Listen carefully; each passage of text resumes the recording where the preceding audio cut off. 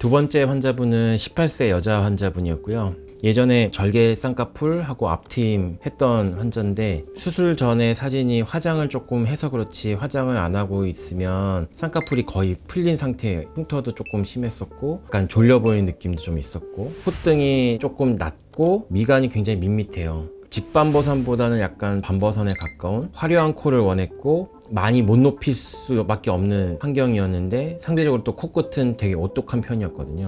비중격 연골하고 귀연골로 코끝을 세우고, 미간이 너무 밋밋했기 때문에 이마 지방 이식하면서 콧등에 실리콘 보형물, 그 다음에 눈은 조금 더 쌍꺼풀은 좀 더 또렷해지고, 눈매도 다시 절개, 그러면서 이제 눈매 교정도 다시 그렇게 수술을 했던 환자분입니다.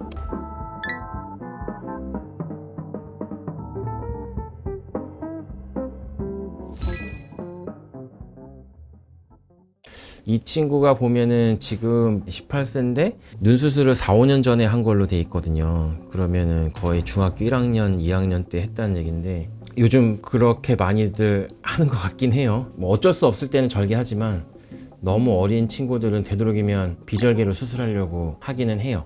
어린 나이에 절개했기 때문에 몇 년 뒤에 또 절개를 꼭 해야 되는 건 당연히 아니죠. 케이스 바이 케이스일 거고, 절개로 원했고 비절개로 하기에는 흉터라든지 아니면 그리고 쌍꺼풀 풀린 정도가 좀 심해서 절개로 하는 게 훨씬 모양이 좋다고 생각해서 절개 눈매 교정으로 수술을 했습니다. 절개를 했다 하더라도 상태에 따라서 비절개로도 수술할 수 있습니다. 그러니까 예를 들어서 절개를 했는데 라인을 좀 미세하게 바꾼다든지 아니면 살짝 조금 더 높인다든지, 그 정도까지는 비절개를 다시 해서 모양을 만들 수가 있는데, 이제 안 되는 경우는 일단 비절개를 예상하고 라인을 잡았는데도 우리가 원하는 모양이 안 나오거나 라인이 너무 높아서 라인을 낮추기를 원한다든지, 그런 경우에는 다시 절개를 해야 됩니다. 원했던 게 반버선이었고 코끝이 이미 조금 더 높았기 때문에 반버선 모양 얘기가 그러면 더 쉽거든요. 이런 코에서 직선을 만들려고 하면 만들 수야 물론 있겠지만 너무 높아져 보일 수도 있어요. 지금 약간 이런 느낌인데 여기가 다 채워져야 되니까 전체적으로 다 높아져야 되는 거죠. 실리콘도 디자인이 굉장히 다양해요. 어느 하나를 고집해서 쓰지 않고 6, 7종류?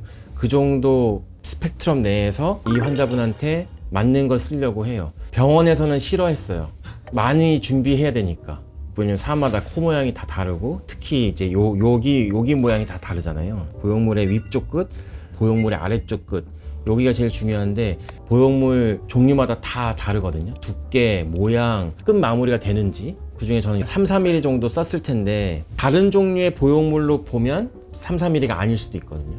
또 보형물을 넣을 때 조각을 하잖아요. 그거를 또 깎아서 쓰기 때문에 이거를 제가 깎다 보면 조금씩 낮아지겠죠. 그래서 정확하게 얘기를 못 해주는 면이 있을 수 있어요. 당연히 아는 게 중요하죠. 맞아요. 그거는. 그래서 알고는 있어야 되는데 미리수가 중요한 건 사실은 아니에요. 그래서 저는 어쨌든 다양한 스펙트럼으로 보형물을 쓰는 게 중요하다고 일단 생각하기 때문에, 옛날에는 사실 경험이 없을 때는 이게 정답인 줄 알고 그렇게 한 적도 있었어요. 근데 계속 하다 보니까 이런 모양에는 이 모양의 보형물이 훨씬 낫겠다는 경험이 쌓이다 보니까 스펙트럼이 늘어난 거예요. 네, 환자한테는 그게 맞는 거죠.